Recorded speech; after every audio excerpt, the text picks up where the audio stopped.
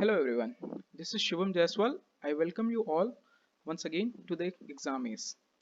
आज की इस वीडियो में हम आपको बताएंगे what to study in general awareness. आप सब ये जानते हैं कि जनरल अवेयरनेस कैसे पढ़ना चाहिए, लेकिन जनरल अवेयरनेस में क्या पढ़ना चाहिए इससे बहुत से बच्चे जो हैं वो अवेयर नहीं हैं। इसी वजह से उन सब के साथ प्रॉब्लम एक ये होती है कि जब लास्ट टाइम का रिवीजन करना होता है तो उनके साथ सबसे बड़ी समस्या होती है कि सर बहुत ज़्यादा हो चुका है, अब इसको इतना कैसे रिवाइज करें। और उनको ये नहीं पता होता कि उनको किस टॉपिक पे ज़्यादा फोकस करना है और कौन सा टॉपिक उनको कम फोकस करना है। वो जनरल अवेयरनेस के, करंट अफेयर्स के सारे जितने भी टॉपिक्स होते हैं उनको बहुत ही इंपॉर्टेंट तरीके से देखते हैं और उनको इंपॉर्टेंट तरीके से देख के वो सब लर्न करना स्टार्ट कर देते हैं। होता क्या है, एट द एंड आपके पास बहुत सारा कंटेंट होता है जिसको कि आपको लर्न करना होता है। तो आज का जो हमारा ये प्रेजेंट वीडियो है, इस प्रेजेंट वीडियो में हम आपको ये बताएंगे कि जनरल अवेयरनेस में क्या क्या स्टडी करना चाहिए। और ये जो हमारा प्रेजेंट सेशन है वो हमने प्रीवियस ईयर की पेपर के एनालिसिस के बेसिस पे बनाया है। जो प्रीवियस ईयर 2019 था, 2019 के बेसिस पे ये पूरी एनालिसिस की गई है। इसमें हम आपको सबसे पहले जो 2019 में आरबीआई ग्रेड बी के अंदर जो जनरल अवेयरनेस के क्वेश्चंस आए थे, फिर उसके बाद एसबीआई में जो जनरल अवेयरनेस के क्वेश्चंस आए थे, एसबीआई पीओ में, एसबीआई पीओ मेंस और एसबीआई पीओ क्लर्क में। उसके बाद आईबीपीएस में जो जनरल अवेयरनेस के क्वेश्चन आए थे, आरबी में जो जनरल अवेयरनेस के क्वेश्चंस आए थे, इन सब की हमने एक प्रीवियस ईयर एनालिसिस किया। उस बेसिस पे हमने ये डिसाइड किया है कि हमें करंट अफेयर्स यानी कि जनरल अवेयरनेस में क्या स्टडी करना चाहिए और क्या स्टडी नहीं करना चाहिए, और अगर हमें कोई टॉपिक पढ़ना चाहिए तो उस टॉपिक को हमें कितना ज़्यादा इंपॉर्टेंस देना चाहिए। चलिए स्टार्ट करते हैं। तो जो हमारा सबसे पहला वाला, हमारी जो सबसे पहली स्लाइड है वो है आरबीआई ग्रेड बी की।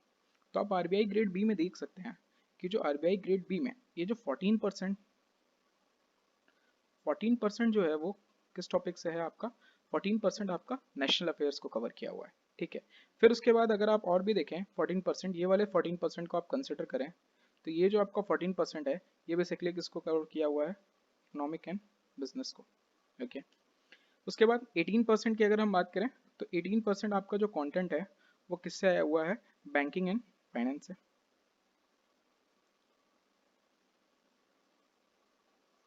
ये आप देख सकते हैं कि जो हमारा 18% कंटेंट है वो कहाँ से आया हुआ है, बैंकिंग एंड फाइनेंस से। ठीक है, उसके बाद जो भी हैं वो किस में आए हैं, 6%, 1%, 5%, तो भी हमारा इसके अंदर कंटेंट है। और बाकी जो 6% है, आप 6% में देख सकते हैं, 6% में अवार्ड है और फिर 1% इस तरीके से समिट इवेंट्स एंड कॉन्फ्रेंस। ये भी बहुत एक इंपॉर्टेंट टॉपिक है जो कि इसके अंदर कवर होता है। तो बेसिकली 50% क्वेश्चन जो हैं वो केवल 4 टॉपिक से कवर हो जाते हैं। तो हमारा जो मेन फोकस रहना चाहिए वो किन 4 टॉपिक्स पे रहना चाहिए, जिन 4 टॉपिक्स को हमें बहुत अच्छे से पढ़ना चाहिए और जिन 4 टॉपिक की एनालिसिस हमें बहुत अच्छे से पता होनी चाहिए। चलिए, तो ये तो था हमारा आरबीआई ग्रेड बी की। अब हम देखते हैं एसबीआई का। तो ये बेसिकली एक आप एनालिसिस देख सकते हैं, ये एनालिसिस जो है वो एसबीआई पीओ मेंस की और एसबीआई क्लर्क मेंस की है। ठीक है, एसबीआई पीओ मेंस में 33% जो क्वेश्चंस हैं वो किससे आए थे, बैंकिंग एंड फाइनेंस से आए थे। और जो 26% क्वेश्चंस हैं वो किससे आए थे, बैंकिंग एंड फाइनेंस, किसमें, एसबीआई क्लर्क मेंस में। सिमिलरली जो नेक्स्ट टॉपिक इसके अंदर भी है वो कौन सा है, नेशनल अफेयर्स। अगेन इसके अंदर एक टॉपिक और भी है आपका, वो क्या है, स्टैटिक जीके। वहीं पे अगर आप देखिए तो फिर इसी तरीके से समिट इवेंट्स एंड कॉन्फ्रेंस, इसमें भी 6% पे पूछा गया है। और इस जो है इसके बाद आपकी इकोनॉमिक एंड बिजनेस की अगर आप न्यूज़ देखें तो वो भी कितनी है, 15% जो है वो आपका इकोनॉमिक एंड बिजनेस का न्यूज़ है। अगेन मैं फिर से आपको रिमाइंड करा रहा हूँ, फिर से अगर आप आरबीआई ग्रेड बी का देखें और इसमें देखें तो दोनों के अंदर आपको बहुत सिमिलरिटी मिलेगी कि जो मोस्टली क्वेश्चन है इसमें तो 33% क्वेश्चन जो है वो एसबीआई पीओ मेंस में वो बैंकिंग एंड फाइनेंस से पूछे गए। और आरबीआई ग्रेड बी में हमने देखा था कि ओवरऑल 18% क्वेश्चन जो है वो बैंकिंग एंड फाइनेंस से पूछे गए थे। चलिए अब आगे देखते हैं। ये एनालिसिस है आईबीपीएस क्लर्क मेंस की और आईबीपीएस पीओ मेंस की। आईबीपीएस क्लर्क मेंस में 24% क्वेश्चंस जो है वो कहाँ से थे, बैंकिंग एंड फाइनेंस से थे। और जो है वो आईबीपीएस पीओ मेंस में वो कहाँ से थे, बैंकिंग एंड फाइनेंस में। फिर से आप ये चीज़ देख सकते हैं कि नेशनल अफेयर्स को उतना ही इंपॉर्टेंट वेटेज मिला हुआ है और स्टैटिक जीके को इसमें भी उतना ही इंपॉर्टेंट वेटेज मिला हुआ है। और ये आप यहाँ पे एक चीज़ देख सकते हैं, ये टॉपिक बैंकिंग एंड फाइनेंस के साथ ही साथ मैं आपको ये बोल रहा हूँ कि जो बैंकिंग एंड फाइनेंस से एसोसिएटेड स्टैटिक न्यूज़ होती हैं, जैसे कि अगर कोई बैंक के बारे में आया हुआ है, करंट अफेयर्स में न्यूज़ में चल रहा है हाल ही में कि किस बैंक के बारे में, तो उस बैंक का हेडक्वार्टर कहाँ पे है, उस बैंक से एसोसिएटेड उसके सीईओ कौन है, उस बैंक की टैगलाइन क्या है, ये सब उसके स्टैटिक पोर्शन में आ जाता है। तो उस बैंक का जो स्टैटिक पोर्शन है यानी कि वो भी देखिए कितना इंपॉर्टेंट लार्ज एरिया में कवर अप करता है। फिर इकोनॉमिक एंड बिजनेस, फिर से बाकी आप ये भी जो भी टॉपिक देख सकते हैं, इंडेक्स एंड रैंकिंग है, अवार्ड है, स्पोर्ट्स है, अपॉइंटमेंट्स है, ये सब टॉपिक उतना ज़्यादा लार्ज एरिया में नहीं कवर करते हैं। ये जो भी बैंकिंग, ये सब बैंकिंग जो भी एग्जाम्स होते हैं उन सब के अंदर ये टॉपिक्स जो हैं वो डिफरेंट डिफरेंट तरीके से वेरी करते रहते हैं। ठीक है, चलिए अब आगे देखते हैं। फिर जो ये हमारा लास्ट वाला एनालिसिस है, हमारी जो लास्ट एनालिसिस है वो है IBPS RRB PO और IBPS RRB क्लर्क। इसमें आप देख सकते हैं, इसमें नेशनल अफेयर्स के लिए दोनों में बहुत ज़्यादा अच्छे तरीके से क्वेश्चन पूछे गए हैं। 23% क्वेश्चन जो है वो आपका IBPS RRB PO में पूछा गया है और 20% क्वेश्चन जो है वो IBPS RRB क्लर्क में पूछा गया है। और इसके अंदर स्टैटिक जीके का पोर्शन तो बहुत ही लार्ज एरिया में कवर किया गया है। 28% जो है वो आपका किससे आया है, IBPS RRB PO से, और 20% जो सेक्शन आया है IBPS RRB क्लर्क से। अगेन आप इसमें भी देख सकते हैं कि इसके अंदर एक अपॉइंटमेंट सेक्शन ऐसा था जो कि IBPS RRB PO में, जिसमें अपॉइंटमेंट से थोड़े से ज़्यादा क्वेश्चन आए थे। और ये जो अपॉइंटमेंट्स के क्वेश्चंस आए थे ये भी जो एसोसिएटेड थे वो किससे एसोसिएटेड थे, बैंकिंग के न्यूज़ से ही एसोसिएटेड थे। इसमें बहुत से क्वेश्चंस जो थे वो बैंकिंग के न्यूज़ से एसोसिएटेड जो थे, वो अपॉइंटमेंट्स के क्वेश्चंस भी इसके अंदर आए थे। तो अब हमारी जो कंप्लीट एनालिसिस है, मतलब ये सारी एनालिसिस, ये सारी रिव्यू चार्ट्स देख के आपको ये चीज़ अच्छे से समझ में आई होगी कि हमारा जो मेन फोकस रहना चाहिए जब भी हमको जनरल अवेयरनेस पढ़ना चाहिए तो वो किन टॉपिक्स पे रहना चाहिए। ठीक है, तो अब हम आगे देखते हैं। इसी चीज का हम एक तरीके से एक पिरामिड के फॉर्म में देखते हैं। What are the topic that should be focused. तो देखिए हमें किस टॉपिक्स पे ज़्यादा फोकस करना चाहिए। तो देख सकते हैं आप, ये बिल्कुल पिरामिड, पिरामिड में हमको सबसे ज़्यादा सबसे पहले क्या पढ़ना चाहिए, बैंकिंग एंड फाइनेंस की न्यूज़ स्टडी करनी चाहिए। फिर उसके बाद हमें किसकी न्यूज़ स्टडी करनी चाहिए, नेशनल अफेयर्स की। फिर उसके बाद हमें किसकी स्टडी न्यूज़ करनी चाहिए, इकोनॉमिक एंड बिजनेस की। अब मेरा मतलब आपसे कहने का सेंस ये है कि ऐसा मैं आपसे नहीं कहता कि आपको कहीं पे MOU एंड एग्रीमेंट्स मिले तो आप उसको छोड़ दो, आपको कहीं पे स्पोर्ट्स मिले तो उसको छोड़ दो, नहीं, मेरा ये कहने का सेंस नहीं है। मेरा आपसे ये कहने का सेंस है कि बैंकिंग एंड फाइनेंस की जहाँ जहाँ से भी आप न्यूज़ को कवर कर सकते हो उसको कवर करो। सब पॉइंट को देखते हुए हमने अपने यूट्यूब चैनल पे एक जनरल अवेयरनेस की एक सीरीज स्टार्ट की है, जिसमें सबसे पहले हमने बैंकिंग एंड फाइनेंस स्टार्ट किया है, उसके बाद जो है हम नेशनल अफेयर्स स्टार्ट करेंगे, उसके बाद हम इकोनॉमिक एंड बिजनेस करेंगे, उसके बाद हम इंटरनेशनल अफेयर्स करेंगे, और उसके बाद हम जो है कुछ अदर्स न्यूज़ में, जैसे कि आपका क्या हो गया, आपकी इंडेक्स एंड रैंकिंग हो गई, फिर आपके कुछ अपॉइंटमेंट्स हो गए, फिर उसके बाद आपके MOU एंड और एग्रीमेंट्स हो गए, समिट एंड कॉन्फ्रेंसेस हो गए। तो ये सबसे जो रिलेटेड न्यूज़ होती है हम उसको भी कवर करेंगे।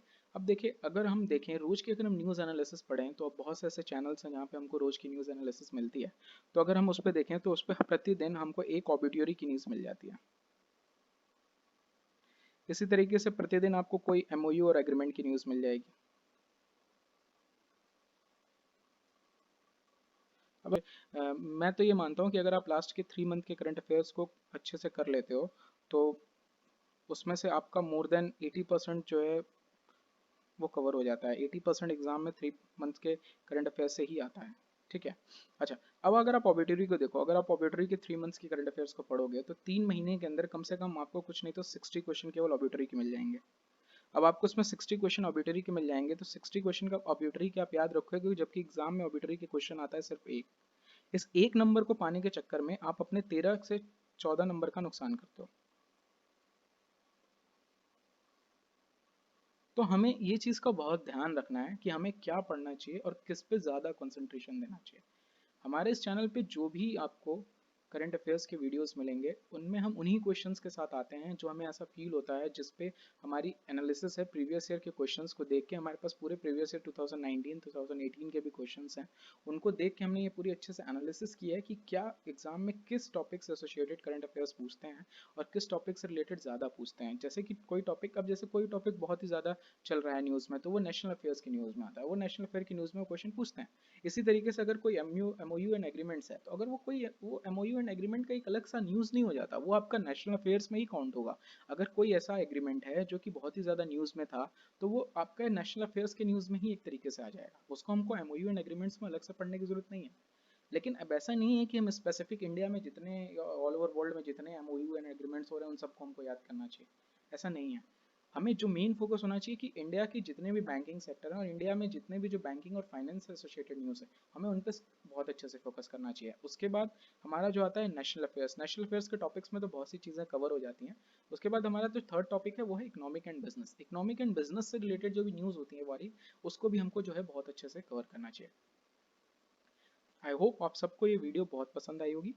तो फिर से मैं आप सबसे यही कहूँगा कि क्या स्टडी करना चाहिए, ये आपने इस वीडियो में देखा। कैसे स्टडी करना चाहिए ये तो आप सबको बहुत अच्छे से पता है, लेकिन फिर भी मैं आपको बताऊंगा कि कभी भी वन लाइनर्स पे ज़्यादा फोकस नहीं करना चाहिए। जो भी वन लाइनर्स एसोसिएटेड क्वेश्चंस होते हैं उनको हमें ज़्यादा नहीं देखना चाहिए रीज़न वाइज, क्योंकि वन लाइनर्स में हमसे कोई ना कोई पॉइंट जो है उस एसोसिएशन में जो है मिस कर जाता है। इसीलिए हम जो आपको करंट अफेयर्स कराते हैं वो आपको एफआईबी के थ्रू कराते हैं। एफआईबी के थ्रू कराने का हमारा मेन सेंस ये है कि थोड़ा सा आज के समय में करंट अफेयर्स में कॉम्प्लेक्सिटी कर दी गई है। करंट अफेयर्स के क्वेश्चंस को, जो भी जनरल अवेयरनेस के क्वेश्चंस आ रहे हैं उनको घुमा कर पूछा जाता है। तो इसलिए अगर आपको डेटा के साथ चीज़ों को अच्छे से आप ये लर्न करेंगे, चीज़ों को आप अच्छे से याद करेंगे, तो डेफिनेटली आपके बहुत अच्छे मार्क्स आएंगे एग्जाम के अंदर। इसी के साथ हम इस वीडियो को एंड करते हैं, और अगर आपको हमारा चैनल पसंद आ रहा हो तो आप हमें सब्सक्राइब करें, लाइक करें और कमेंट करें। Thank you.